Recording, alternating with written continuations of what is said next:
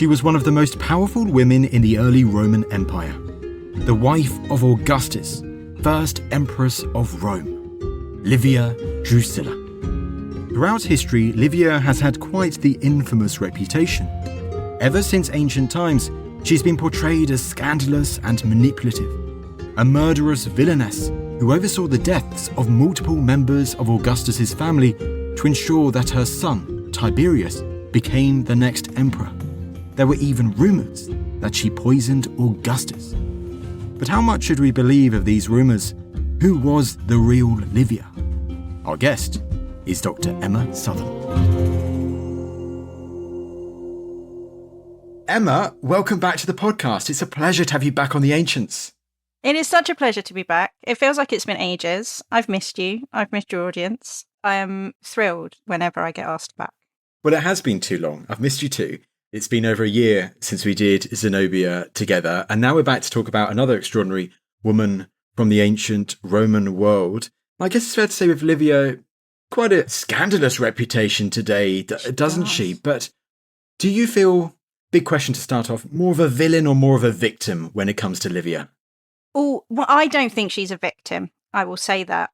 I don't know that she's that much of a villain.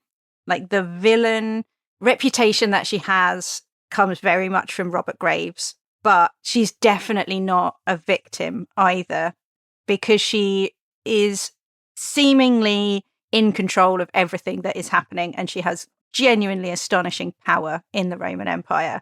And if anything, I don't think that she is the serial killer that some portrayals of Livia have her being, like a kind of creeping evil Black Widow in the center of a web of murders. But I don't ever see her as a victim. And I think that she would hate to be seen as a victim.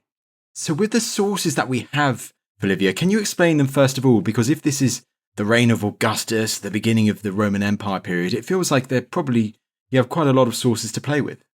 There are, because you cannot talk about Augustus really without talking about Livia, not least because Livia's son from her marriage before Augustus becomes Augustus's heir.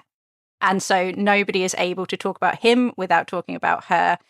So all of the sources which discuss him, so all of the histories of the period, the Tacitus, the Suetonius, the Plutarch, and Dio, all of them have at least something about Livia. And then anything that covers the kind of last gasping few breaths of the Roman Republic and its quote unquote restoration by Augustus have to include how Livia comes into his life, how Livia becomes such an important part of his reign, and then how it comes about that she becomes so important in the next reign, because she covers two.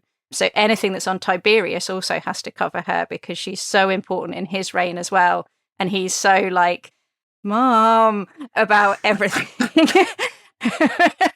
And she just will not step back out of the position that she has held in Augustus's reign. So we have tons of sources on her. And most of them are baffled by her position because it's so unique. Nobody has ever had a position before her like that. And it's a tough act for anybody to follow, because she is simultaneously very, very private. Like, everything that she does technically is very much within the acceptable realm of Roman womanhood.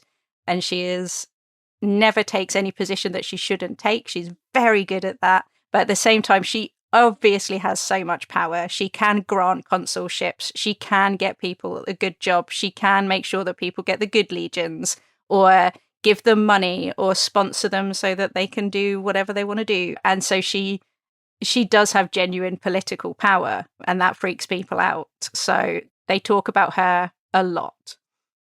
Generally speaking, with the people who do talk about Livia, if you've got almost that kind of, I don't want to say contrast, but as you say, very private, but also clearly has a lot of power. If they're a bit baffled by Livia, generally, how do these people writing about her, how do they portray her? Generally not brilliantly. They veer between kind of neutral and outright hostility. The most famous ones really are from Tacitus, who primarily covers her in the reign of Tiberius, because he doesn't really cover Augustus at all. And he is very, very good at insinuating that she, with a kind of the odd little descriptor. So he'll just say things like, through the treachery of a stepmother, and therefore imply that she was involved with things. And then Dio, who is writing 250 years after Livia, so he's writing in about the 230s and working from Tacitus very clearly. And then he embellishes a lot. So a lot of the stories that you get, which are a bit more detailed about terrible things that Livia did, tend to come from Dio. And those two sources are very hostile towards her. Like, in those, she is the wickedest stepmother of all wicked stepmothers. She is the worst wife of all wives. She is basically just a malevolent woman at the center of power. And the fact that she is at the center of power is in and of itself bad. But other people, when they write about her, unless she was alive at the time, in which case they're unbelievably flattering. So there's a bit with Ovid. The poet Ovid was exiled by Augustus, and then while in exile wrote a lot of very flattering poems in a desperate attempt to come back. And at one point he says that she is the face of Juno and the body of Artemis. And you're like, I'm going to be honest here, this is a woman who's in her 60s. And a Roman 60s as well. Like, I think that you're just being, if that's the best thing you can say about her, then that's not great. But so they're either very, very flattering or very, very cruel. You also mentioned there, of course, I mean, big names like Tacitus and Cassius Dio, those are two of the most recognizable Roman historian names that come down to us today. So, I mean, their negative portrayals, do you think their agendas, when they're writing their stories that have survived, do you think they have significantly influenced why Livia's name, sometimes today, does have a more infamous, scandalous reputation? Yes, definitely. Because they're so important in understanding that period. And people like Suetonius, who give us most of the gossip about the emperors, he's not that interested in her because he's writing a biography of Augustus and a biography of Tiberius. So she doesn't really appear that much. But with the people who are writing histories of the period, like Tacitus and Dio, she therefore can appear a lot because they can attach her to everything that happens. And specifically, those two attach her to the deaths of every man in the Julio-Claudian family, of which there are like a distressing amount. Like, it's a very unlucky family to be born into if you're a boy. The girls seem to do okay, but the boys die with a terrifying frequency. And it does eventually work out to be quite convenient for Livia.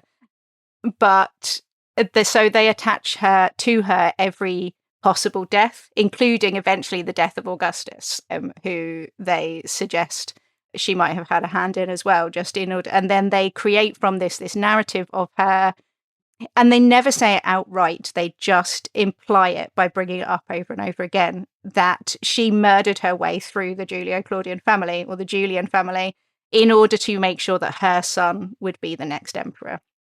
And therefore she would hold on to her power. And then eventually when Augustus is on his deathbed and he's kind of maybe thinking about making somebody else the heir, she kills Augustus in order to make sure that her plan will continue. And that's what you get then in I, Claudius, the TV show and the book. And then that is the one that becomes like cemented in people's image of her. It's the I, Claudius portrayal, isn't it? That is really... Yeah, the Sian Phillips is... Exactly. That has endured for decades, hasn't it? I mean, and we will explore some of those stories, but it was important to highlight this straight away to understand, why you get those portrayals and where they originate from with certain of our sources. I must also ask then, Livia, she's very important at the time of Augustus and of her son Tiberius. With the wealth of sources that you have, it's not just written sources, is it? Do you also have archaeology that helps historians understand sort fact from fiction with the actual figure of Livia? We do, tons of it, and interesting types of it as well. So we have all of her public statuary.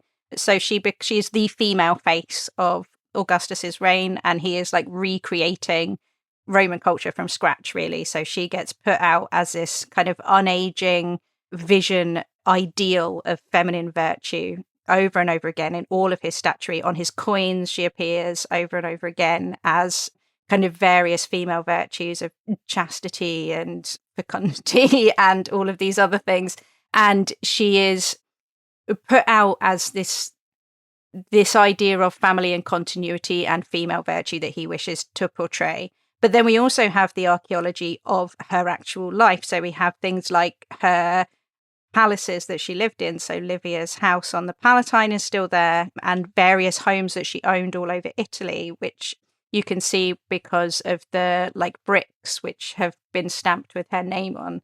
Wow. And there's a mausoleum in Rome, which is a columbaria. So it's a private mausoleum, which was a place for people who were enslaved in the house of Livia to be buried. So it's exclusively people who were in her household, and very often just their names and job titles. But we can kind of reconstruct what it was like inside her house from knowing that there was somebody in her house whose job was exclusively to look after her white dresses, and someone whose job it was to just look after her gold cups. And Wow.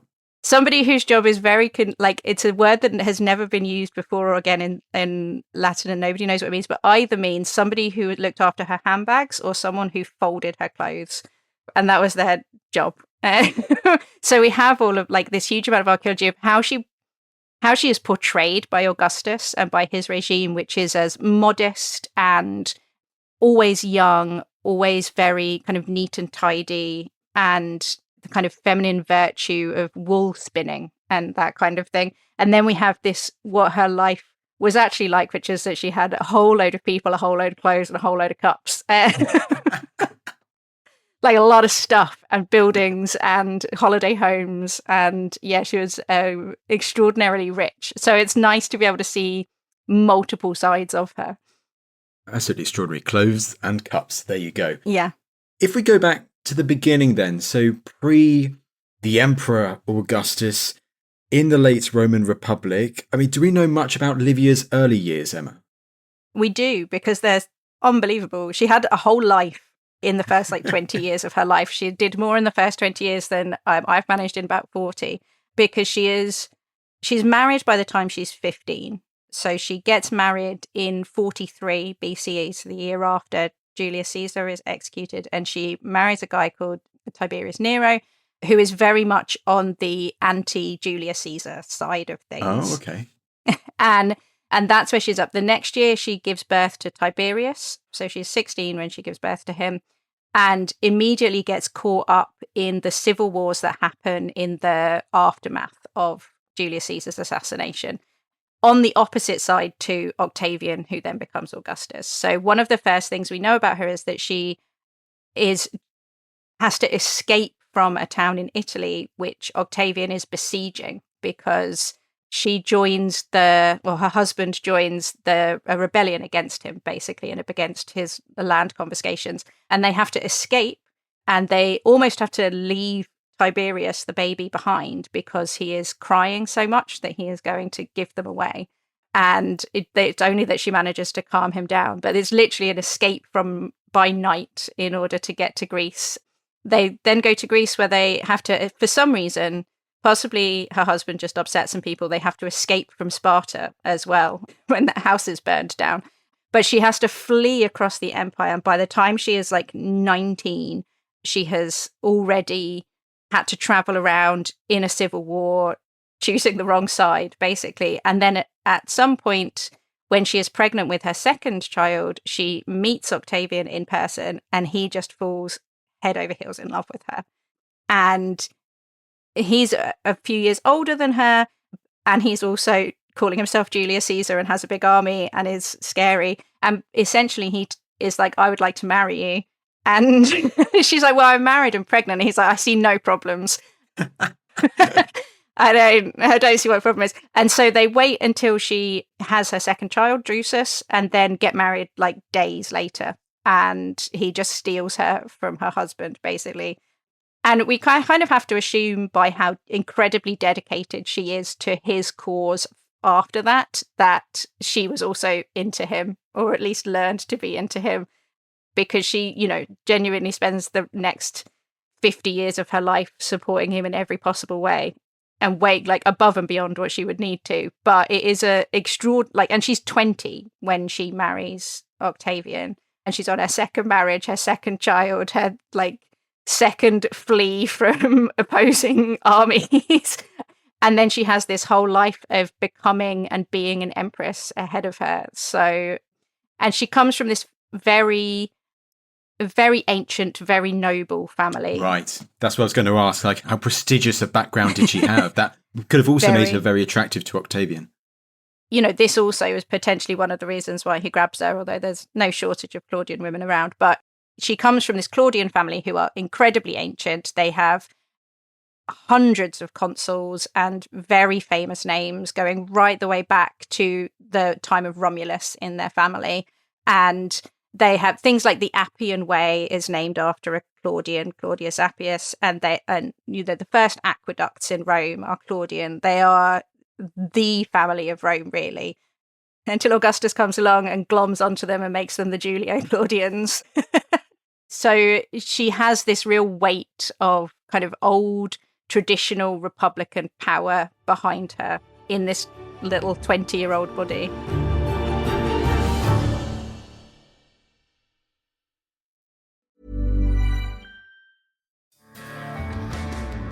What started the Civil War?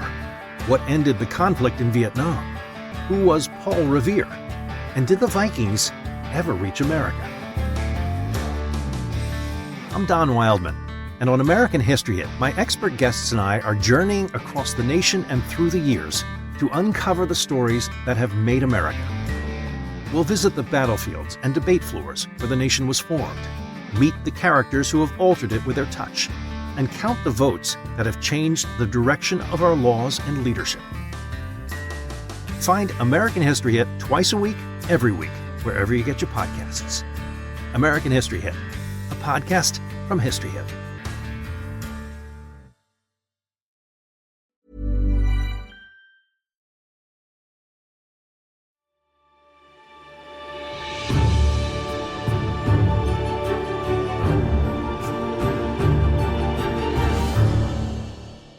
So this is the time, he said, the civil wars are there. It's before Octavian becomes the Emperor Augustus, and you've still got the likes of Mark Antony and ultimately Cleopatra. So this is the 30s BC. I mean, but do we know during that period where Octavian is rising, but you've still got the likes of Mark Antony opposing him, kind of, the turbulent relationship that they have. Do we know much about the dynamic between young Livia and young Octavian during that decade, whilst it is before he becomes the emperor, before he becomes Augustus? We know less so, other than kind of generic things. Like Suetonius says that whenever he would talk to her about important things, he would always make notes so that he wouldn't say the wrong thing, which makes her sound like if he did say the wrong thing, she'd give him a kick. But we don't know a huge amount about what they're up to, other than the fact that they were trying to have children. And they desperately want a child. And they have a child who is either stillborn or dies very early, and then are unable to have any of their own. They've both got children from their previous marriages, but neither of them, they're not, for whatever genetic reason, able to have children together. And so that seems to be the main focus, because Augustus, particularly in that time, is using marriage and children as a way to legitimize himself, to legitimize his reign, to try to stabilize everything. So he's marrying his sister off, he's marrying his daughter off, he's marrying everyone to everyone in an attempt to create the kind of a web of alliances that eventually falls apart. But the main focus of those early years seems to be wanting children. And is Octavian faithful to Livia in this early stage of his life? No. No Roman man was ever faithful. If they had been, they would have thought they were weird. Now, apparently he has a predilection for virgins, and one of the things that gets thrown at her, actually, is that she would procure them for him, but in his younger years. But no, very much not. He has a thing for writing, like, a horrible poetry around women as well. So, and there's the very classic or quite famous letter that Mark Antony writes to Octavian. I was thinking about this letter. Yes, please tell us about this letter. Yeah. Basically, it's after he has run off with Cleopatra and abandoned Octavia, who is Augustus's sister, and he has said, so what if I'm having sex with the queen? Like, are you telling me that you haven't had sex with every woman in Rome? And then he lists off a load of names. Like, why do I have to keep it in my toga if you don't have to keep it in yours, basically? And he's not wrong. But the difference is that Augustus sees a PR opportunity, whereas Mark Antony only sees the reality of what's in front of him. And he never understands that Octavian doesn't really care that he's having sex with Cleopatra. What he cares about is that it looks bad and he could use it. Is it after then that final showdown between Octavian and Mark Antony and Cleopatra, the Battle of Actium and then the Battle of Alexandria, when Octavian is the top dog, Mark Antony's out of the picture and we get to the 20s BC? Is this really when we start getting more information about Livia too in the sources and just in her story? Yeah, so this is when we start to get, because Augustus then makes the family and the Julio-Claudian family so central to his propaganda and reshaping what the Roman family is, that he starts to bring her to the fore and starts to put her way more in his statuary, in his coinage, on his art, he starts to pull her out so that he can parade around their wonderful marriage. And he reshapes himself because he's been a warlord up until this point. He's been a general, and now he can't be a general anymore because there's no one left to fight. So he has to be a statesman, and a statesman has a wife. And so all of a sudden he becomes very interested in making sure that she and his daughter as well are presenting themselves and are being presented as idealized women. And so we start to get more of her, walking around and people worrying about who she's friends with, but also that means that she gets to have much more control over things like who she wants to sponsor. She starts taking in children that she can raise who will be the next generation of Roman senators. She starts, which that may sound like she's collecting children, which she is to an extent. Kind of, yes. But they start looking to the future at that point, basically. And as a unit, they start to build what we now know of as the Julio-Claudian family and the system. And she's very much a part of that. You mentioned the portrayals in art and coinage, I'm guessing architecture as well. Can you explain a few examples of that and how they're portrayed together, in this next chapter in Octavian, I guess we should say now Augustus's story, if he's now being proclaimed Augustus. Can you explain a bit about how they portray themselves together in this next chapter of their life? So they now start to portray themselves as kind of the parents of the parents of the state, essentially. He becomes the father of the country, and as a result she becomes kind of by default the mother of the country. And you start to get lots of these portraits of them being very pious, so lots of them with their head covered, lots of statues of them being, so she always has very, very tied up, neat, modest hair, basically, because there are all of these ideas of control and modesty that are around women that are very tied up to hair. So she always has this very specific haircut and hair kind of in a little bun that is not dissimilar from how my hair is at the moment, now I'm thinking about it. And she's always in a mantle like a proper Roman woman, married Roman woman. She often will have her hair covered in some way. And she is always being presented as a kind of Republican ideal of a perfect, chaste, modest, pious wife. And then you hear stories about her and she sounds terrifying. And so how does she exercise power differently during this period? You mentioned that the gathering of children, but is she also kind of like a patron of arts and stuff like that? Yes. Is there a way through which she can really show her power in a very different way than Augustus does? Is this very kind of public, overt leader of the people?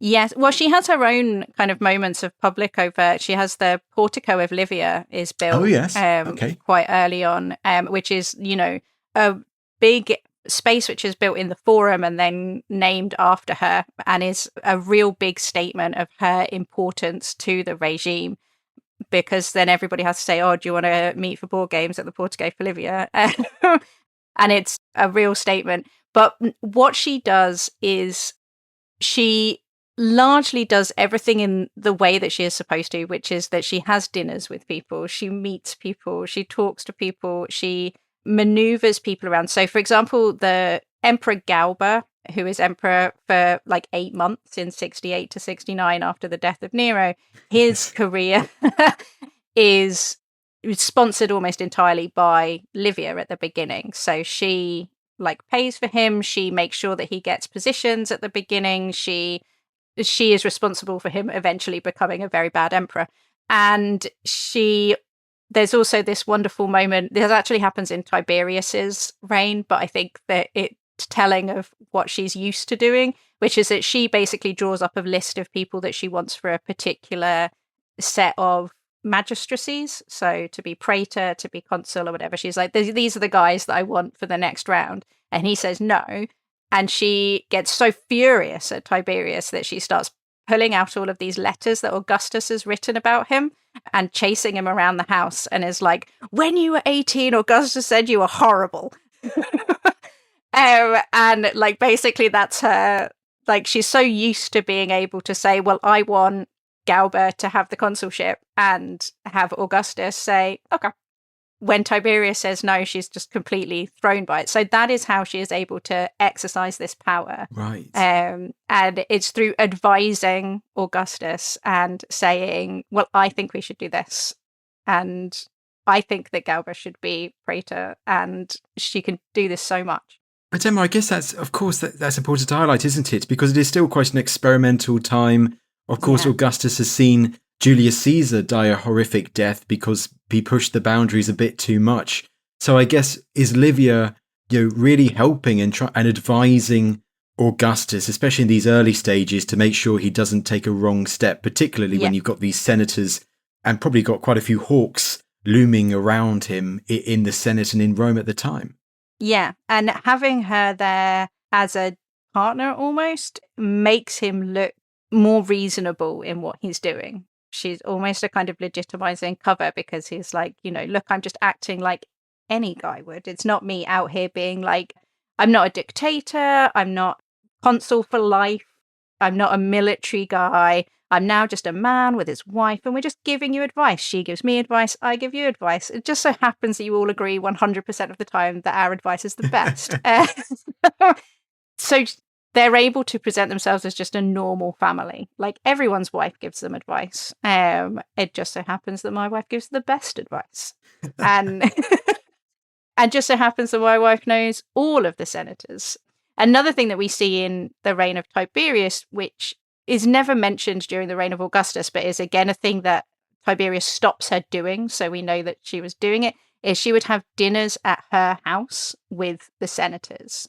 So she would have them over for dinner in her private residence rather than in the emperor's kind of public residence. So, which Tiberius says she's not allowed to do anymore. She's only allowed to meet with women. But she's like, if she's there, she's also not just advising Augustus. She's also talking to all the senators. And it's like, might be a great idea. What if you tell me and I'll tell Augustus? Or would be a lovely idea if you all listen to what I had to say. So she's very involved from quite early on in building what Augustus builds from the ground up. And as you say, she's helping certain figures. You mentioned the future emperor Galba there earlier. But with Augustus, I sometimes think of, he had a few intellectuals around him as well, didn't you? Like Virgil with the Aeneid and so on. Do we think that Livia had her own circle of intellectuals or people she really valued, philosophers and so on in her own circle?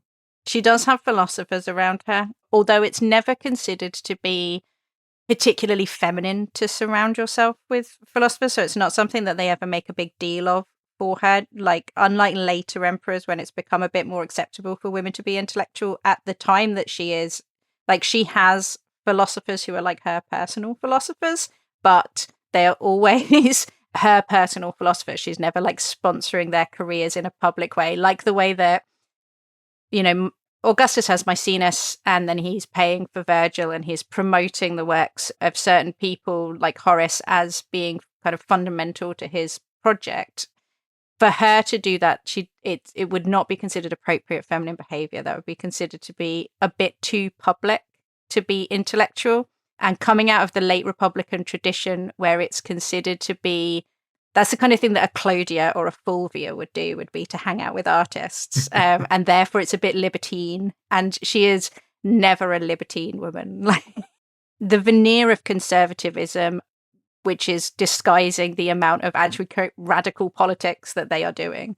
I certainly would never call myself an expert on this period, but it always feels to me, almost looking in, that the 20s BC is this kind of transitional period where, Augustus and Livia are trying to make sure they don't overstep the mark, but increasing their power, making sure they don't follow in Caesar's footsteps. Do we know how Livia also balances that out with raising her two sons at that moment of time? Of course, they're both teenagers, aren't they? And they're now finding themselves at the centre. Not a lot, actually. Fair enough. Okay. It is not something that aristocratic women really do, which is raise their own children, particularly. They get them teachers and they get them wet nurses, and it would be considered quite weird for her to be overly involved in the raising of her children. They get involved with them when they're adults, and then they suddenly become very invested. But aristocratic women and children don't necessarily go, like, you just farm them out until they're 8. Well, shall we move on to the year 23 BC? Because this feels it's quite a big year for Augustus and Livia, isn't it? You've got illness and you also have a death, like the first big death of the family.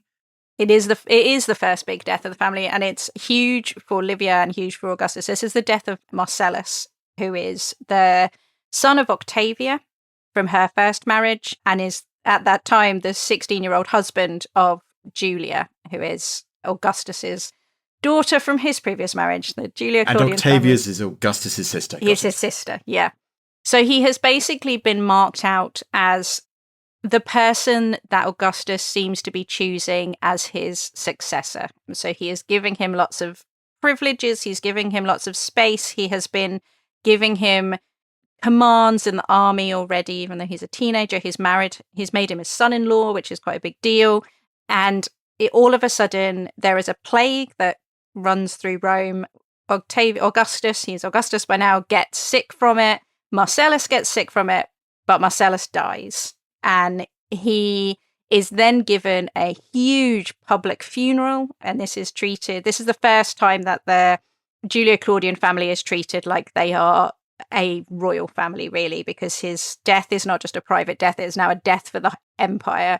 He's written into the Aeneid all of a sudden. Then everybody kind of mourns him. And then because he has died so young, he is a teenager, rumors start to swirl that this was maybe not a natural death. And then, although that doesn't seem to have happened that much at the time, people start to look back on it afterwards and say, include him in the list of suspicious deaths in the Julio-Claudian family. But it's the point at which all of the good luck that they have had up until this point, like Octavian's run up until 23 is kind of fairly flawless. Like, he wins everything. He has eliminated all of his enemies. Everybody loves him. Almost no one's trying to kill him. And then 23, Marcellus dies, and it's the first time that one of his plans has kind of not gone through. And from there, things start to kind of curdle a little bit. It kind of, doesn't it? And I can imagine what Livia's thinking at the same time, because over the following years, as you've hinted at there, like, this isn't the first. Marcellus, sadly, is not the first. I mean, Augustus's plans seem to just fall left, right, and centre like dominoes. They do. And that point, it starts to become, like, within a few years, being marked out as his heir seems to be like a curse. Like, so then, having kind of run out of nephews, Augustus then adopts 2 of his own grandchildren. So his daughter, he then marries off to Marcus Agrippa, his best friend, and they have a load of children, and he adopts the oldest 2 and takes them as his sons.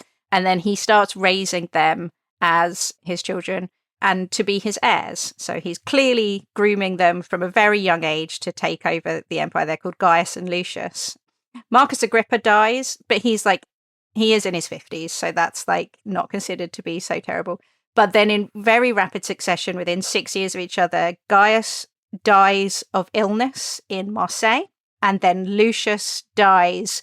He's stabbed to death because he's not very clever, and he's at war with an enemy in the east, and they say to him, do you want to come over and we'll just have a sit down and talk about this? And he goes, yeah, all right. And they were like, oh, joke's on you, this was actually an assassination. Yeah, it turns out really easy. So they stab him and he dies of his stab wounds. And then he adopts his final grandson, who's called Agrippa Posthumus, who then turns out to be a bit odd or a bit violent in some way. And he has to exile him because he just can't be trusted to be like in the city. And at this point, it's just getting a bit like there's kind of 4 guys who have been made his heir and who have died. And he adopts Tiberius, who is Livia's oldest son, who is basically the only adult man left around. Everyone else is a baby. And by the time you get to about 4 CE, there's no one left. And so he has to make Tiberius his heir. And Tiberius is a perfectly fine heir, but people around who don't really want there to be another emperor, who are still kind of getting used to this idea that there's one guy who is in charge of everything in an extrajudicial, extra-legal fashion. It looks incredibly suspicious that all of these young men have just keeled over as soon as Augustus starts to like them. And then Augustus dies, and that doesn't help either. And then the final one is Germanicus, who was a big favourite of Augustus, who he seems to have wanted to make a co-heir, possibly with Tiberius, and he forces Tiberius to adopt him. But he also dies when he's very young in mysterious circumstances, right, like quite early on in Tiberius's reign while Livia is still alive. So everybody, by the end of this, and by the time you get to people like Tacitus and Dio writing 150 to 100 years later, they're like, there's coincidence and there's coincidence. Because if we focus on those figures who died whilst Augustus was still alive, and it ultimately ends up with Tiberius being named his successor, is that the fact that it is Livia's son that you do ultimately later get these stories that suggest, given that these other intended heirs of Augustus die unusually young, Livia must have been involved some way or something like that. There's no evidence. It's just that rumour starts to emerge that she's involved in their demises. Right. She's it's kind of a, cui bono, who benefits situation, which is that young people dying is always upsetting, and they are all very young. They're all teenagers. I think that Lucius is the oldest at about 21. And when young people die, everyone thinks there must be something that could have prevented it. Like these must be some kind of preventable death. So there's actually a line in Plutarch, which is completely not to do with this at all. But he says in a epitaph, he says, like, when a young person dies, we always assume poison. And that is what happens here. Like even though, Marcellus dies of something that Augustus is also sick from, he just doesn't recover. Gaius dies in Marseille. And so if Livia can poison from Rome to Marseille, then that's pretty impressive. Lucius dies of a stab wound, which you can't call poison no matter how hard you try. And if you think that she was involved in it, then you have to think that she was in with the Parthians, like Rome's great enemy, making plots to secretly kill people, which again, very impressive, but I don't think so. It's a cascade of bad luck that people perceive her to be benefiting from it, which in a way she does, but it would be harder for her to have done it than for her to not have done it. That's an absolutely fair point.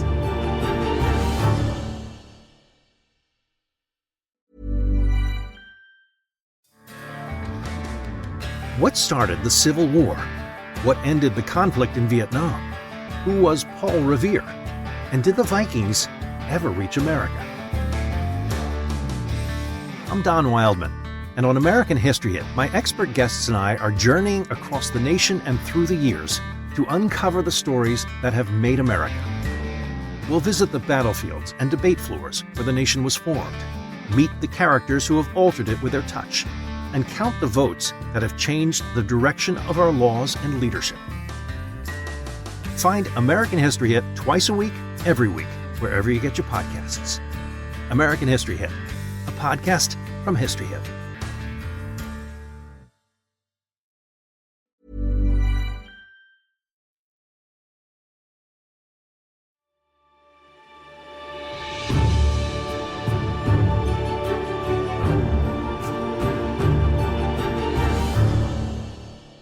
Shall we explore another relationship Livia has during the reign of Augustus?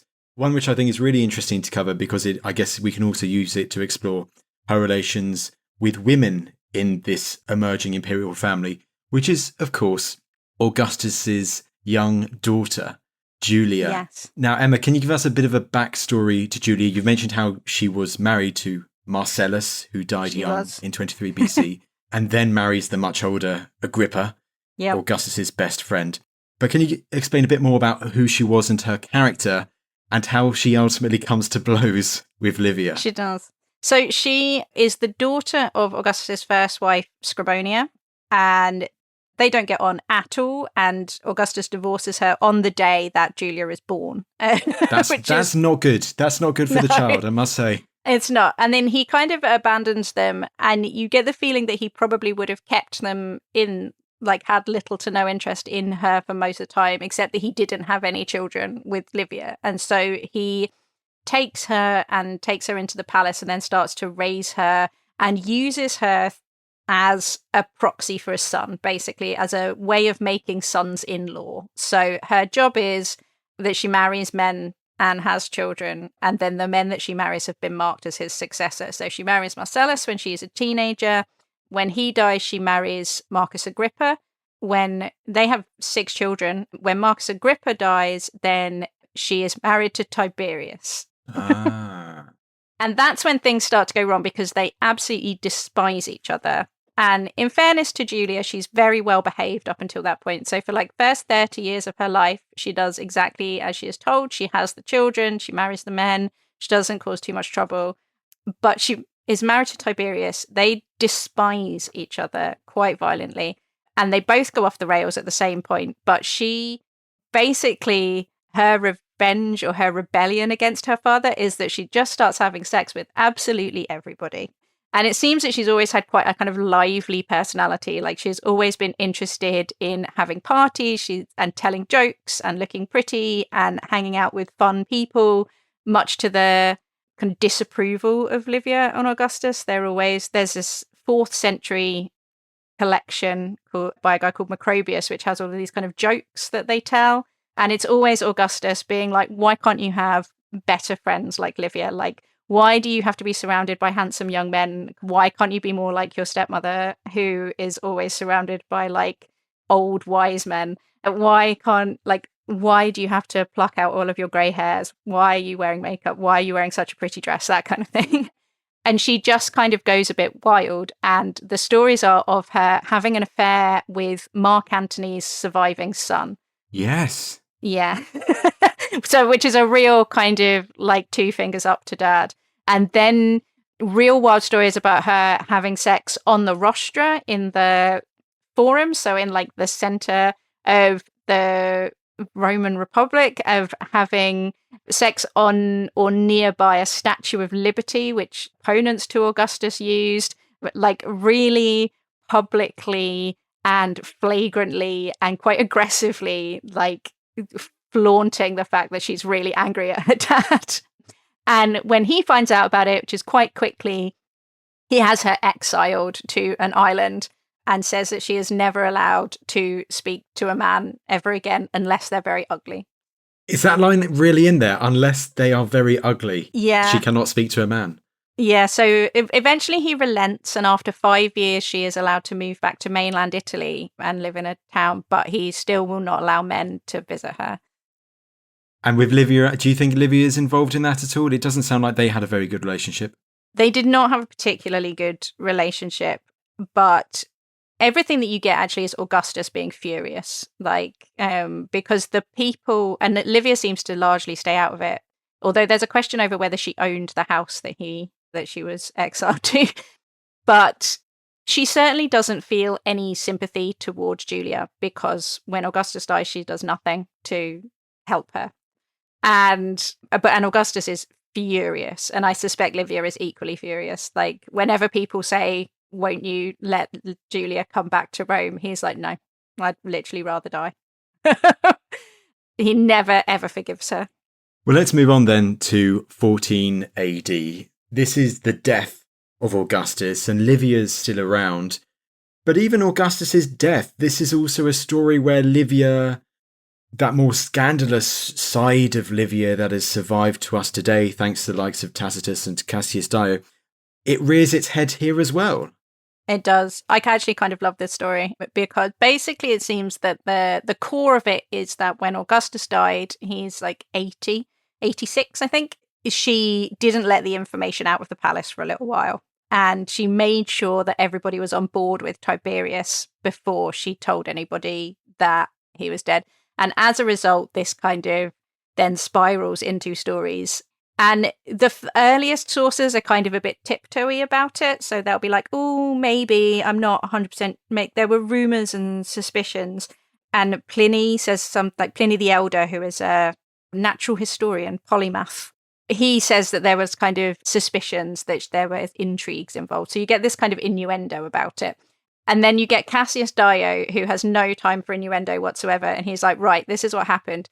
She knew that he was going to make his adopted son Agrippa Postumus. He was going to bring him back from exile, and he was going to make him emperor instead of Tiberius. And she wasn't having any of that, and she found out about it. But she knew that he had tasters and that she couldn't poison him. So they went for a walk around their garden and picked figs from the tree. But beforehand, she had painted poison on some of the figs. So she picked one that she knew there wasn't poison on and ate it, and then picked a poisoned one and gave it to him. And that's how she killed him. Which, as a story is great. And if she did, also great. But also he was 86 years old. She probably could have just waited a minute. I'm glad that we mentioned the poisoned fig story because it is it's quite an image to think about. And I guess also we should mention the kind of the weird Agrippa Postumus. I mean, he doesn't survive long after Augustus's death anyway. Do you think Livia's involved? I don't want to say understandable, but if you're in their mindset, Tiberius is the new emperor. You don't want a potential rival there. So do you think she is potentially involved in sending someone to do away with Agrippa Postumus when Augustus dies? I think probably yes. That is much more likely that she would at least have approved of that. And I think she probably also approved because Julia also dies that year. They starve Julia to death. Oh, goodness. Which, yes, is extremely cruel. But and I think that, they either she and Tiberius together agree that they can't have any rivalry to his claim. And so these are the two adults who are of Augustus's bloodline because Tiberius isn't. They make him part of the bloodline by posthumously adopting Livia. So the moment that Augustus dies, Livia becomes his sister. Like legally, right. She is then Julia Augusta, his sister, wife, which makes then it totally fine that Tiberius is his son. Very weird. But the whole, so the idea that you need to get rid of these two adult rivals who might be able to say that they have a better claim to Augustus's inheritance than Livia and Tiberius do is extremely reasonable to me. And she's not, the things that Augustus does while they are married, some of them are incredibly brutal. And she clearly has no problem with eliminating rivals if you need to. She doesn't do it in the kind of Mr. Burns way that we imagine people doing it. Like she's not like Fulvia, Mark Antony's wife, who sticks pins in Cicero's tongue and stuff like that. She is just much more like, we'll get it done, kill them. I don't need to. And I think that she would be extremely fine with that happening. She's incredibly experienced of the early imperial life by that time, isn't she? Of several decades married to Augustus and the like. I guess we should also mention perhaps something that may well also motivate her, that the fact that it's now, you mentioned earlier, she has two sons, Tiberius and Drusus. By this time, Drusus, though, he's dead. So it is just Tiberius, her only son left. Yes, so Drusus dies while off on campaign in Germany. And so Tiberius is everything. And he only has one son as well. But so there is a very slim margin for her family to survive, really, or her direct line to survive and thrive. And so it's very important. And I do also think that after what she lived through, she did experience the civil wars too. And a large part of why everybody accepts Augustus's kind of claim to suddenly be a king who isn't a king, and then Tiberius's claim to be a successor that isn't a successor, is that nobody wants that again. Nobody wants the prescriptions, nobody wants the battles, nobody wants Romans killing Romans. And she can justify that to herself, and everybody can justify it to themselves, that if you have to kill kind of one difficult man on an island in order to prevent a civil war, then maybe it's okay. And she can, and in order to keep this peace going, maybe we need to make some sacrifices. And whether you agree with her or not is up to you. But you can see how she could, she has been chased as a young woman while holding her baby twice out of burning cities. And you can see how she would not want either herself or anyone else to experience that. So Tiberius, when he succeeds Augustus, I mean, he's in his 50s or 60s, isn't he? And Livia's in her 60s or thereabouts. So how does she fare in the early years of Tiberius then, if she's left in a prominent position as Augusta by Augustus when he dies? How important a role does she play in Tiberius's reign? Let's say in the early years, first of all. A much more important role than Tiberius would like. Because Tiberius is very conservative, and I think that what he would like is for quite a conservative version of the Principate, whereby he genuinely is just the first man who gives advice and everybody takes it if they want to. And the fact that nobody will, everybody keeps treating him like he is an emperor, and he kind of struggles to understand that he is. So he really does try immediately to get Livia out of the more political side of her life. So he starts vetoing her choices. He tries to stop her from having so much contact with senators and with prominent men and with political figures. He shuts down her parties and tries to force her into a much more kind of passive role. And her response is to get out these letters and say, you're only there because of me, basically. Your stepdad never liked you anyway, and I have saved these letters for decades just in case they ever needed them, and to chase them around the house. And she clearly is, by that point, very settled into her position as a powerful woman, as a woman who knows what she's doing, who can and should be able to advise her son, who doesn't know what he's doing and does go on to mess it up quite badly. So, nobody remembers Tiberius with any great love. And one wonders if they might have liked him more if he'd taken his mother's advice, because she knew a thing or two about public opinion and how to shape it. So is there a moment early on, a few years in, when Tiberius is just like, right, I'm fed up, no, go away, or I'm removing certain honours from you or whatever, I'm going to do it my way, and, it all goes horribly wrong. But I know it's always so kind of people always want to find a moment where it all starts going wrong, or where Livia's influence with her son starts to diminish. But is there a rough time where we can see that change in their opinion almost? Well, eventually he quits Rome altogether in order to get away from... Is it to get away from his mum? Pretty much. To get away from everybody, but he does badly want to get away from his mum as well. He spends more and more time outside of Rome because she won't leave him alone, essentially. And he doesn't even come back to Rome when she dies. He doesn't go to her funeral or anything. He won't deify her.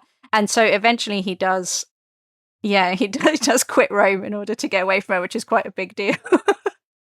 So during the reign of Tiberius, Emma, Livia, she's getting older. But you did mention earlier there's another big death that happens at this time with the death of Germanicus, and that Livia, I don't want to say involved, but she's mentioned in this story. Can you explain this story and how it affects Livia? Yes. So Germanicus is the husband of Augustus's granddaughter, Agrippina the Younger, and is very, very popular. He's like the Princess Diana of the early Roman world. People absolutely will flock to see him. They love it. He's handsome, he's successful, he's got loads of children, everyone adores him. Augustus adored him, and people basically love him more than they love Tiberius. And so when he goes off on a mission to the east and goes to Syria and then dies of some mysterious illness, everyone, including his wife, believed that Tiberius and Livia conspired to kill him. And they believed that he was poisoned by a guy called Piso and his wife Ergonilla. And so when Piso and Ergonilla come back to Rome, they are prosecuted for this murder. And it is the most high profile, it is imperial family against imperial family, mega tabloid thing. And Piso is taken to trial. He's a a very close friend of Tiberius's, but he is taken to trial and eventually kills himself. But Livia takes his wife Ergonilla into her house and won't let her be prosecuted. And whenever people come by and say, we would like to arrest her on suspicion of murder, she's just like, no, I don't think you are, actually. And she protects her. She just will not allow her to be prosecuted. And it is a real flex on her part that Tiberius doesn't feel he can do for his friend. But Livia feels no compunction by this stage. She's in her 70s and she's like 20 CE-ish, and she's just feels she's got nothing left to care about at this stage. She's like, what are you going to do to me? It does make her very unpopular. They're also, because they refuse to come to Germanicus's funeral, basically. They just won't leave the palace for it. And so this fuels this idea that she paid for them to kill Germanicus because he was more popular than her son. But on a base level, it is a real, like, right at the end of her life, she has become more powerful, even like in terms of what she can get away with, than even the emperor, because he can't make her do it. No one can make her give up her friend, and her friend goes on to live a very happy life for another couple of decades. It's interesting trying to imagine that, Emma, all of those decades that she's walked the tightrope really well with Augustus, rising to this position of prominence. Yeah. By the time she's in her 70s, just like, no, not as fussed about popularity anymore. I'm in this prestigious position. I'm going to look after my friend, kind of thing, and happy to sacrifice some of that. So it's interesting how that you see that emerge more in the later stages of her life. I will ask quickly, because we don't have too much time, but of course she doesn't live too long after that. What do we know about the final years and ultimately the death of Livia? So her power wanes because Tiberius leaves Rome a bit after that and moves to Capri and starts communicating with the empire via letter, which allows his right-hand man, Sejanus, to really take control of everything. And Livia is by that time quite elderly and quite frail, and has, without having her son there as her kind of conduit to power, she has no conduit to power. He has isolated her from a lot of the Senate. So she does spend the last few years of her life in a much less powerful position, in a kind of very much a figurehead position within the family, and with no access to any real power anymore because Sejanus has taken it all. And this is what happens when you have a monarch. The person who has the most access to him gets the most power. And when she dies, Tiberius is not heartbroken, really. He won't come back for the funeral. He refuses to deify her. He gives her kind of the smallest funeral that he can get away with giving her, given that how incredibly important that she is. And then everyone thinks that he's a terrible son. It makes him even less popular, and leaves Sejanus to kind of go rampaging through the state until such a time as Antonia stops him, actually. But yeah, so it's not a sad end, really, because she still dies in her palace pretty much at the top of her game. And eventually she is deified by her great-grandson. But I suspect that if you had let her, she would have been like Augustus, like still writing letters and still deciding who was going to be the praetor and the urban prefect right up until the moment she drew her last breath. But she just wasn't quite able to do it. It's quite something indeed. Well, what a life she lived. What an extraordinary figure she is. And it's ultimately Claudius. Is it the Emperor Claudius who's her grandson or whoever who deifies her? Finally. And lastly, how do you think we should ultimately remember Livia today?